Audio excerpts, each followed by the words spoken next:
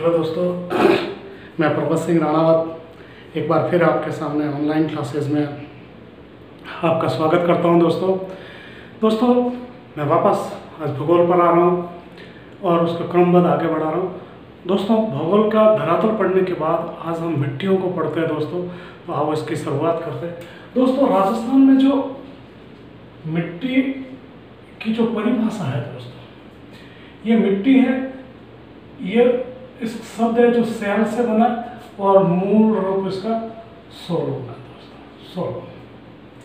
इस मिट्टी के अंदर इस मिट्टी का जो निर्माण हुआ या इसकी जो परिभाषा कहेंगे दोस्तों, परिभाषा ये चट्टानों से बनी है। चट्टानों के टूटने से, हवा से, पानी से और वर्षा से, और इसमें आप गर्मी भी, इनसे जो चट्टानें टूटती है और इनकी परतें आगे जो बढ़ती है उनसे बढ़ती है। दूसरी बात दोस्तों,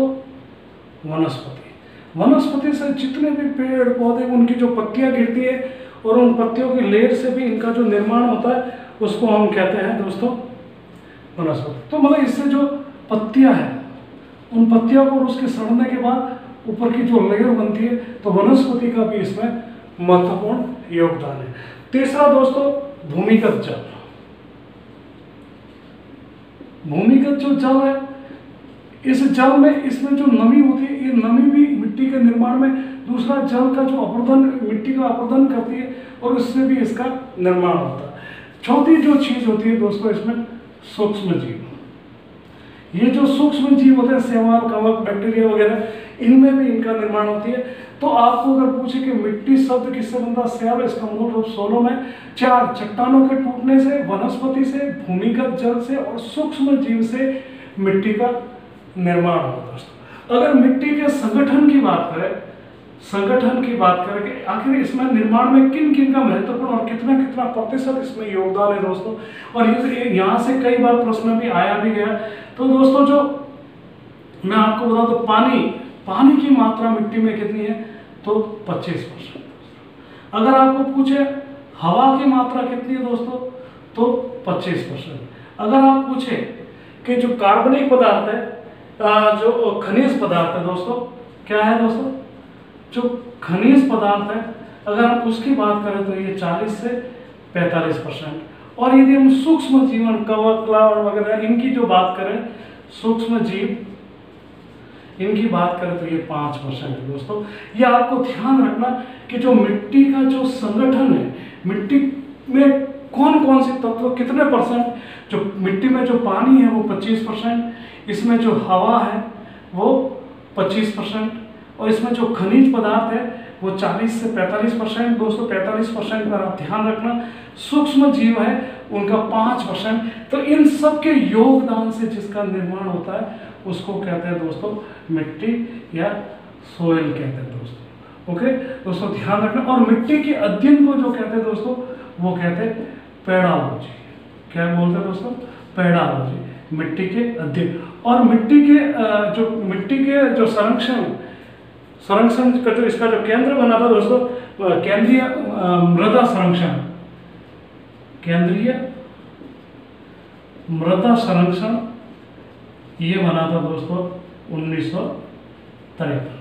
ध्यान रखना 1953 में ये बना था। अब दोस्तों मैं बात करता हूं इसकी कि आखिर इस मिट्टियों का जो वर्गीकरण है वो करता कौन है। मिट्टी का वर्गीकरण कौन करता है, तो उसको मैं बताता हूं आपको कि इसका वर्गीकरण कौन करता है। तो केंद्रीय कृषि अनुसंधान केंद्र है दोस्तों, केंद्रीय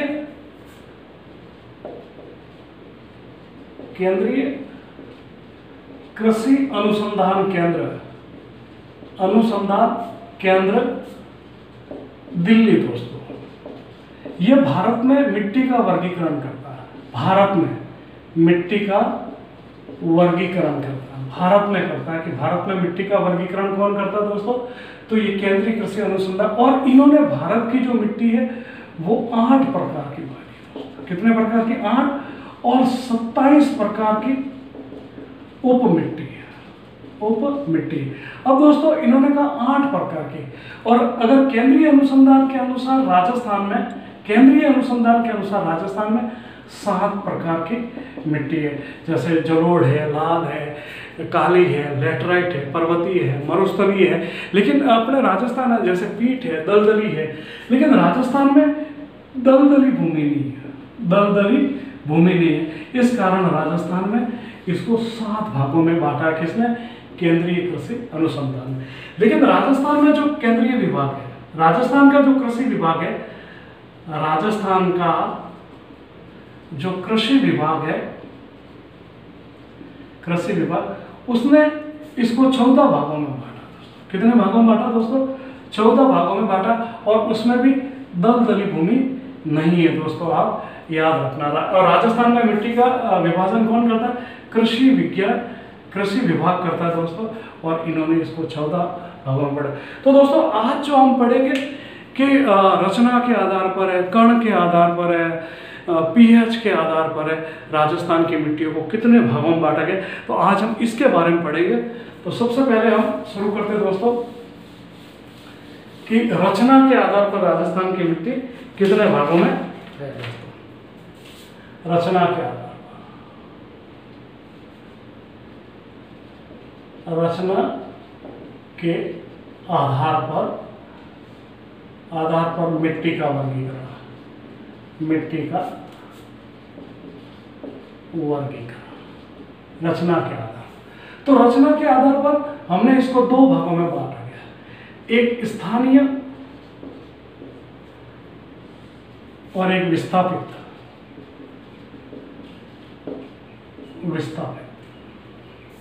स्थानीय मिट्टी दोस्तों उस मिट्टी को कहते हैं जो कई सालों से तक एक ही स्थान पर है और उसका किसी भी प्रकार का अपर्दन नहीं हुआ, और मूल रूप से जैसी थी वो वैसी आज के स्थान पर है। मतलब मूल रूप से मिट्टी जिसका अपर्दन नहीं हुआ और नहीं इसका फैलाव हुआ। जैसे कौन सी मिट्टी दोस्तों? काली मिट्टी। काली मिट्टी ये जहां थी हाड़ौती के पठार में, आज भी दोस्तों वही की वही है, जो सदैव एक जैसा रूप रखती है। कैसा? जो सदैव एक ही रूप में रहती है, एक ही रूप में रहती है, उसको हम स्थानीय मिट्टी कहते हैं। विस्थापित मिट्टी दोस्तों कौन सी? जिस मिट्टी का अपरदन होता है, आज यहाँ थी कल यहाँ थी। जैसे दोस्तों अपना मैं बलुई मिट्टी की बात करूं, ये जैसे यहाँ पर था आज धोरा, और कल उठ के ये जो यहाँ था, कल उठ के इसका जो मतलब ये मिट्टी उड़ के इतनी से आगे चली। तो इतना सा विस्थापन हुआ। जिस मिट्टी का विस्थापन होता है, जैसे जलोढ़ मिट्टी, जैसे बलुई मिट्टी एक स्थान से दूसरे स्थान पर चली जाती है, उसको विस्थापन मिट्टी कहते हैं दोस्तों। जो अपना स्थान बदल जाती है, जो अपना स्थान बदल देती है, उसको विस्थापित मिट्टी कहते हैं। और दोस्तों मैं बता दूं, राजस्थान में भारत में सबसे ज्यादा अपरदन,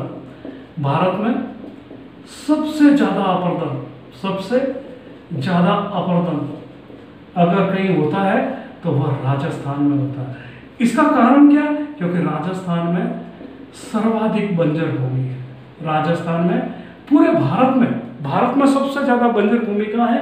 तो भारत में सर्वाधिक बंजर भूमि है। और दोस्तों आपको ध्यान ही है, जिसको हम बालू कहते हैं, जिसको बालू का रेत कहते हैं, वो बंजर भूमि है और उसका सबसे ज्यादा विस्थापन होता है। तो रचना के आधार पर दोस्तों हमने इस मिट्टी को कितने भागों में बांटा है दोस्तों? 2 भाग। अब दोस्तों मैं आता हूं कणों के आधार पर।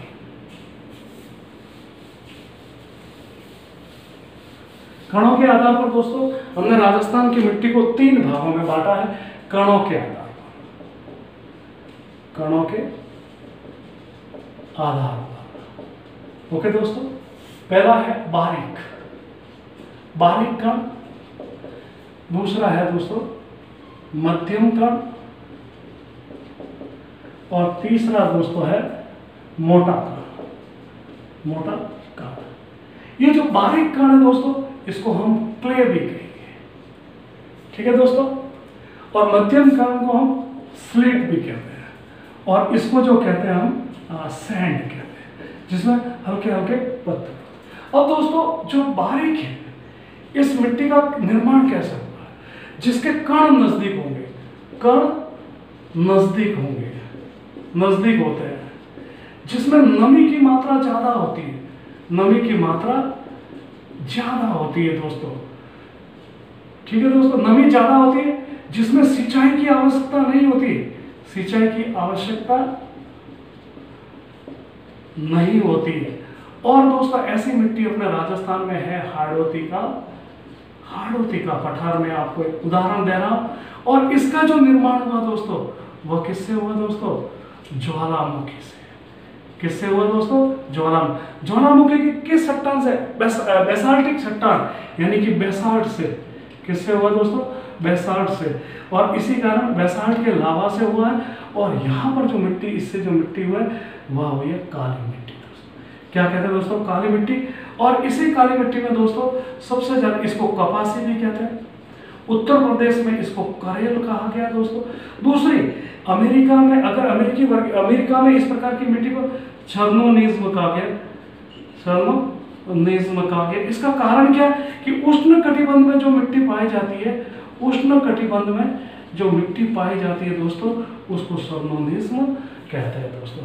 अगर हम दूसरी बात करें दोस्तों इसके कि इसमें और क्या विशेषता होती है, तो इसमें कोई किसी भी प्रकार का जीवाश्म नहीं होता दोस्तों, यानी जीवांश नहीं होता, जीवांश नहीं होता दोस्तों। ये ध्यान रखना दोस्तों, किसी भी प्रकार का इसमें जीवांश नहीं होता। कारण क्या है, ये जो मिट्टी है वह लोहे से बनी है। किससे बनी है, इसमें लोहे की मात्रा ज्यादा है, इसमें दोस्तों लोहे की मात्रा, इसमें कैल्शियम की मात्रा ज्यादा, इसमें मैग्नीशियम की मात्रा ज्यादा है दोस्तों, इसमें ज्यादा पाई जाती है, कैल्शियम मैग्नीशियम की मात्रा ज्यादा पाई जाती है। इसी प्रकार इसके जब ये मिट्टी में जब गर्मियां पड़ती है, जब पानी इससे सूख जाता है और कण इसके और नजदीक आ जाते हैं, तो इस प्रकार की मिट्टी में दोस्तों दरारें पड़ जाती है, या संतृप्त कहते हैं ना अपने दोस्तों, वो हो जाता है। दूसरी चीज दोस्तों, इसमें किसी भी प्रकार की सिंचाई की आवश्यकता नहीं होती है, नहीं इसमें अपने जो सिंचाई की आवश्यकता नहीं होती, नहीं इसमें जुताई नहीं हो सकती है, क्योंकि जब दरारें पड़ती है तो किसान क्या करता है, उसमें बीज डाल के आ जाता, बारिश होती है तो ये तेजी से वापस फैलती है और अपने मूल रूप में आ जाती है, और इस कारण इसमें जुताई करने की भी आवश्यकता नहीं होती है दोस्तों। दूसरी बात बता दो, इस कारण इसको छिक्का मिट्टी भी कहा जाता है, छिक्का मिट्टी या मठिया, छिक्का मिट्टी। बारीक कण होते हैं, क्ले कहते हैं इंग्लिश में, छिक्का मिट्टी, मठियार की मात्रा ज्यादा होती है, इसमें जीवाश्म नहीं पाया जाता है, कपासी कैरल होती है, और इसमें मसाले हैं, संतरा है दोस्तों, ठीक है, खट्टे फल है, इस प्रकार के इसमें ज्यादा होते हैं, और इसमें ये बारीक कण होते हैं दोस्तों, ये ध्यान रखना। इसके अलावा इसमें एक प्रकार की मिट्टी, जैसे कभी कभी क्या होता है, जो काली मिट्टी होती है इसमें कहीं कहीं पर कंकड़ मिलने शुरू हो जाते हैं, जो चूने के बने होते हैं। तो ये क्या होता है दोस्तों, इस प्रकार की मिट्टी को, जैसे इसमें जो बारीक कण होते हैं, इस प्रकार की मिट्टी को हम वर्टिसॉल्स कहते हैं। क्या बोलते हैं, वर्टिसॉल्स बोलते हैं। लेकिन इसमें केवल किसी प्रकार के कंकड़ वगैरह नहीं मिलते हैं, केवल काली मिट्टी और कपास से बने लोहे की मात्रा। लेकिन काली मिट्टी में जब कंकड़ वगैरह मिल जाते हैं तो इसको इंसेप्टिसॉल्स कहते हैं, इंसेप्टिसॉल्स कहते हैं। और इस प्रकार की मिट्टी राजस्थान में दोस्तों मेवाड़ क्षेत्र में ज्यादा है, इसलिए इसको लीली,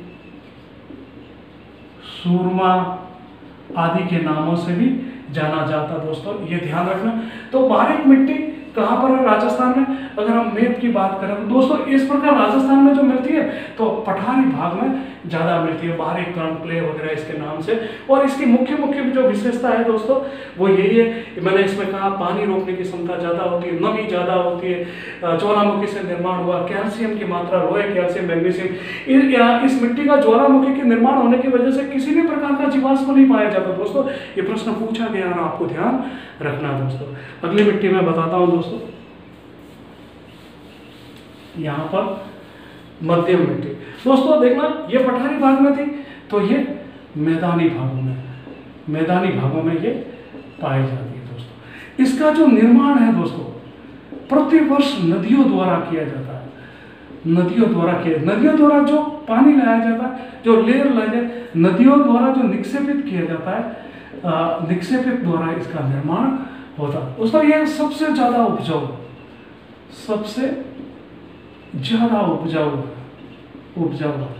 क्यों दोस्तों? इसका कारण है कि नदियां प्रतिवर्ष यहाँ पर पानी लाती है और उपजाऊ, इस कारण इसको दोमट भी कहते हैं।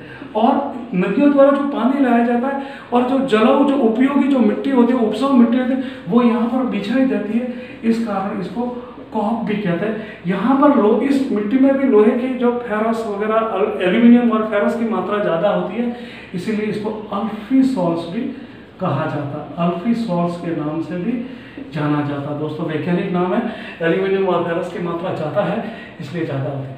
दूसरे दोस्तों मैं आपको बता दूं, इसमें नाइट्रोजन वो पोटास की मात्रा अधिक होती है, जबकि बारीक मिट्टी में नाइट्रोजन पोटास की वगैरह कमी होती है। ये दोस्तों इसका ध्यान रखना। ये दोस्तों इसका निर्माण जो होता है, देखना, इसको कछारी भी कहा जाता है या भूरी रेतीली मिट्टी भी कहा जाता है दोस्तों, क्योंकि प्रतिवर्ष नदियों द्वारा मिट्टी लाके बिछाई जाती है। तो ये दो प्रकार का निर्माण करती है मिट्टी दोस्तों। एक तो करती है यहाँ पर जो होता है, ये वाला जो क्षेत्र होता है जहाँ पर नदियाँ प्रतिवर्ष आती है, यहाँ पर पानी, नदियाँ अपना पानी छोड़ के खेतों में एक लेयर बिछा देती है यहाँ पर, तो इसको तो कहते हैं दोस्तों खादर कहते हैं। जहाँ नदी, और ये प्रतिवर्ष बिछाया जाता है, यहाँ पर जो ये वाला भाग है, वहाँ पर नदियाँ जब बाढ़ आती है, बहुत ज़्यादा बारिश होती है, तो नदियों का पानी यहाँ तक पहुँच जाता है और फिर 5, 6, 7, 8 या कभी पहुँच ही नहीं पा जाता है, तो इसको कहते हैं बांगर। दोस्तों इस बांगर भूमि के अंदर कुछ कंकड़ पत्थर मिलते हैं। तो आपको पूछा गया कि कंकड़ या पत्थर जो छूने के होते, ये छूने के होते दोस्तों, फिर ये जम जाते हैं और छोटे छोटे मतलब इस प्रकार के आकार के जो अंदर जो रेत के अंदर जो पत्थर मिलते हैं उसको कंकड़ कहते हैं और ये छूने से बने होते थे दोस्तों। ये ध्यान रखना, जो मध्यम कण स्लेट है मैदानी भागों में है। अगर राजस्थान में मैं बात करूँ, जैसे जो अलवर है, भरतपुर है, जयपुर है, मतलब बाणगंगा नदी का जो पूरा जो स्रोत है, उस भागों में दोस्तों इसको बिछाया जाता है दोस्तों। इसको ये था दोस्तों मध्यम कण। अगली बात बताता हूँ दोस्तों, मोटा कण या जो सैंड स्टोन जिसमें ज़्यादा पाया जाता है दोस्तों। ये मिट्टी दोस्तों, इसका जो कण है वो कण मोटा होता है। कण क्या होता है दोस्तों? मोटा होता है। और इस प्रकार की जो हमारे राजस्थान में जो कणों के आधार पर रेत है, वो पश्चिमी राजस्थान में ज़्यादा है, पश्चिमी राजस्थान में ज़्यादा है। और ये सबसे ज़्यादा मात्रा में राजस्थान में सबसे ज़्यादा मिट्टी है दोस्तों। और इसी कारण इसको बलुई रेतीली कहा जाता है, बलुई रेतीली कहा जाता है दोस्तों, कहा जाता है क्योंकि ये जो इसके जो कण होते हैं वो मोटे होते हैं, इसीलिए पानी रोकने की क्षमता कम होती है दोस्तों इसमें। और इस कारण पानी रोकने की क्षमता ज़्यादा होती है, तो मतलब पानी का जो वाष्पोत्सर्जन है यहाँ पर ज़्यादा होता है। इसीलिए यहाँ के एरिया में जो मतलब छोटी छोटी पत्तियों वाले जो होते हैं पेड़ पौधे ज़्यादा पाए जाते हैं। और इसी कारण यहाँ पर जो होता है दोस्तों, वो केशिका क्रिया ज़्यादा होती है। केशिका क्रिया दोस्तों, ये केशिका क्रिया क्या होती है दोस्तों, मैं समझाता हूँ। इस क्षेत्र में क्या नीचे जो है वो छूने के पत्थर की लेयर, तो अंदर जो पानी की बूंदे वो अंदर तो उतर जाती है, लेकिन ज़्यादा वापस नीचे नहीं उतर पाती ज़्यादा, इस कारण, क्योंकि नीचे किसकी है, छूने की चट्टान ज़्यादा। लेकिन अब यहाँ पर क्या होता है कि मोटा कण और पश्चिमी राजस्थान में गर्मी ज़्यादा पड़ती है। गर्मी ज़्यादा पड़ने से क्या होता है, पानी का वाष्पीकरण ज़्यादा होता है और पानी यहाँ तक ही होता है। अब पानी का पृष्ठ तनाव कम होता है, वो कम फैलता है, इसीलिए क्या होता है, वो पतली इन केशिकाओं से बाहर आ जाता है। इस प्रकार की क्रिया को हम कहते हैं वाष्पीकरण कहते हैं। और ये जो बाहर आता है तो इसमें ये लवण और कैल्शियम की मात्रा ज़्यादा लेके आता है, इसलिए यहाँ की इस प्रकार की मिट्टी, यहाँ की जो मिट्टी है वो अम्लीय ज़्यादा, यानी जो मोटा कण की मिट्टी है उसमें अम्लीयता की मात्रा ज़्यादा होती है दोस्तों, ये ज़्यादा। इससे मिट्टी का सर्वाधिक अपर्दन होता है। और भारत में और राजस्थान में सबसे ज़्यादा ये बंजर भूमि है। और इसका जो अपर्दन होता है वो दोस्तों धरातलीय होता है। किस प्रकार का होता है? धरातलीय अपरदन होता है दोस्तों। तो ये ध्यान रखना, इसमें जो बड़ी बड़ी चीज़ें हैं दोस्तों मैंने आपको बता दी है। तो ये सारा का सारा सिस्टम होता है जो आपको समझना है। यहाँ पर कौन कौन सी दोस्तों फसलें होती है, पानी रोकने की कम क्षमता होती है, इसलिए बाजरा, दालें, तिल और गवार की फसलें यहाँ पर ज़्यादा होती है दोस्तों। ये मोटा कण और ये सबसे ज़्यादा है, और पश्चिमी राजस्थान में होते हैं, अम्लीय मात्रा इसमें ज़्यादा होती है दोस्तों। तो ये थी दोस्तों हमारे कणों के आधार पर। अब हम तीसरे प्रकार के में चलते हैं दोस्तों, जिसको कहते हैं हम पीएच के आधार पर। पीएच के आधार पर इसका किस प्रकार का है दोस्तों, पीएच के आधार पर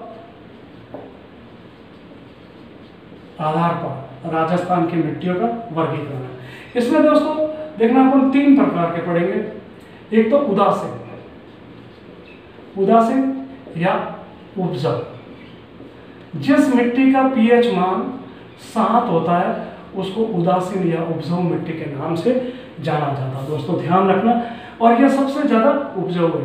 दूसरा इसका कारण क्या है, किसी भी पौधे की वृद्धि के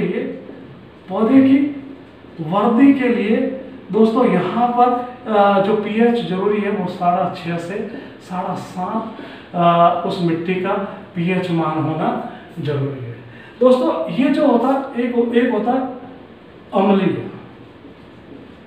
अम्लीय मिट्टी है। इसका जो पीएच मान है दोस्तों, पीएच मान है वह 7 से कम होता है। क्या होता है दोस्तों, 7 से कम होता है। इसमें हाइड्रोजन आयन की मात्रा क्या होती है दोस्तों, 7 से कम होती है। और इसमें दोस्तों क्या होती है, कैल्शियम की मात्रा ज़्यादा होती है, कैल्शियम की मात्रा ज़्यादा और अम्लीय है दोस्तों। तो इस प्रकार की मिट्टी को उपयोगी बनाने के लिए हम चूने पत्थर का प्रयोग ज़्यादा करेंगे दोस्तों, ध्यान रखना। मैंने यहाँ पर चूना पत्थर लिखा। और अगर ये बात करें कि इस प्रकार की मिट्टी हमारे भारत में सबसे ज़्यादा कहाँ, तो भारत में तो बता दूं मैं आपको, गुजरात में ये मिट्टी सबसे ज़्यादा है। और अम्लीय मिट्टी हमारे यहाँ पर बात करें तो पश्चिमी राजस्थान यानी कि बलुई रेतीली जो मिट्टी है उसमें इसकी मात्रा ज़्यादा पाई जाती है। और इसको उपजाऊ बनाने के लिए दोस्तों क्या डालेंगे हम, चूने पत्थर का प्रयोग करेंगे। और इसमें कैल्शियम की मात्रा ज़्यादा होती है दोस्तों। एक होती है दोस्तों क्षारीय आधार पर क्षारीय मिट्टी। इसमें क्या होता है दोस्तों, इसका जो पीएच मान है वो 7 से अधिक होता है। पीएच मान 7 से अधिक होता है दोस्तों, अधिक होने के कारण। और इसमें जो है सल्फेट की मात्रा ज़्यादा होती है, सोडियम की मात्रा ज़्यादा होती है दोस्तों। दूसरा कैल्शियम क्लोराइड की मात्रा ज़्यादा होती है, ठीक है दोस्तों। मैग्नीशियम क्लोराइड की मात्रा ज़्यादा होती है, मैग्नीशियम की मात्रा भी इसमें ज़्यादा होती है। इसलिए इस प्रकार की मिट्टी को थारा कहते हैं, रेह कहते हैं दोस्तों, ठीक है ना। लवणीय मिट्टी कहते हैं, क्या कहते हैं, लवणीय मिट्टी के नाम से जाना जाता है। इस प्रकार आप ध्यान रखना। क्षारीय है, कुसूर है, नमकीन भी इसको नमकीन मिट्टी भी इसको कहा जाता है, ठीक है दोस्तों, ये ध्यान रखना। तो अम्ल पीएच के आधार पर क्या होता है। और जो क्षारीय मिट्टी इसको उपजाऊ बनाने के लिए दोस्तों क्या डालेंगे, जिप्सम का प्रयोग करेंगे। किसका प्रयोग करेंगे दोस्तों, जिप्सम का प्रयोग करेंगे। तो पीएच के आधार पर भी हमने मिट्टी को 3 भागों में बांटा गया, उदासीन जो पीएच में। तो अगर मैं बता दूं बड़े रूप में कि ये जो मिट्टी हमारे यहाँ सबसे ज़्यादा जो पाई जाती है दोस्तों, वो मैदानों में जब पाई जाती है। अम्लीय मिट्टी ये थार के रेगिस्तान में ज़्यादा पाई जाती है। और ये जो क्षारीय मिट्टी है दोस्तों, ये जो हमारे राजस्थान में वगैरह मिक्स रूप में ज़्यादा मिलती है। तो दोस्तों ये थी मेरी आज की क्लास। अगर आपको क्लास अच्छी लगे दोस्तों तो लाइक शेयर एंड सब्सक्राइब जरूर करें दोस्तों। नमस्ते।